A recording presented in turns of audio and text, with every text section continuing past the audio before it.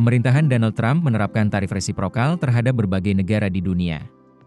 Tujuan utamanya adalah untuk mengatasi defisit perdagangan Amerika Serikat dan meningkatkan lapangan kerja di dalam negeri.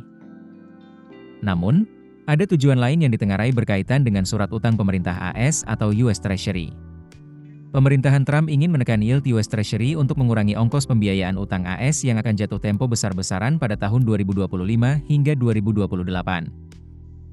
Per Maret 2025, nilai outstanding utang jatuh tempo AS pada 2025 hingga 2028 mencapai 16,8 triliun US dollar. Penyumbang terbesar utang tersebut adalah Treasury Bills dan Treasury Notes. Kewajiban AS yang jatuh tempo pada 2025 hingga 2028 tersebut setara dengan 46,4% dari keseluruhan utang nasional AS.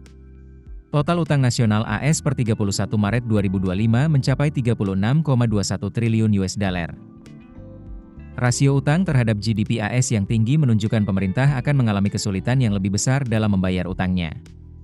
Negara-negara yang paling banyak membeli surat utang AS nyatanya tak terlepas dari pengenaan tarif perdagangan ini.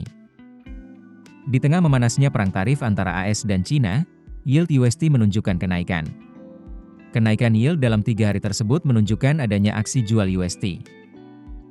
Jika banyak negara memilih untuk mengurangi kepemilikan USD, seperti yang dilakukan China, sampai pada titik apa keyakinan terhadap USD sebagai instrumen investasi yang aman akan tetap terjaga.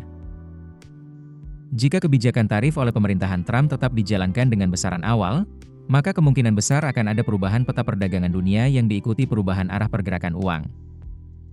Jika banyak negara memilih untuk mengurangi kepemilikan atau menjual USD di tengah kondisi permintaan yang lemah, maka yield-nya akan terdorong naik. Hal ini akan kontraproduktif dengan salah satu tujuan pemerintahan Trump untuk menekan yield USD. Namun, jika dilihat dalam rentang waktu yang lebih panjang, tren yield USD sebenarnya masih cenderung turun.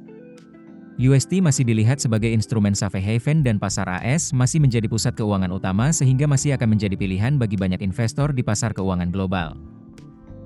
Namun, jika langkah China dalam mengurangi kepemilikan USD diikuti negara lain seperti Rusia atau Jepang, bukan tidak mungkin pelepasan kepemilikan tersebut akan berdampak lebih besar terhadap pasar USD.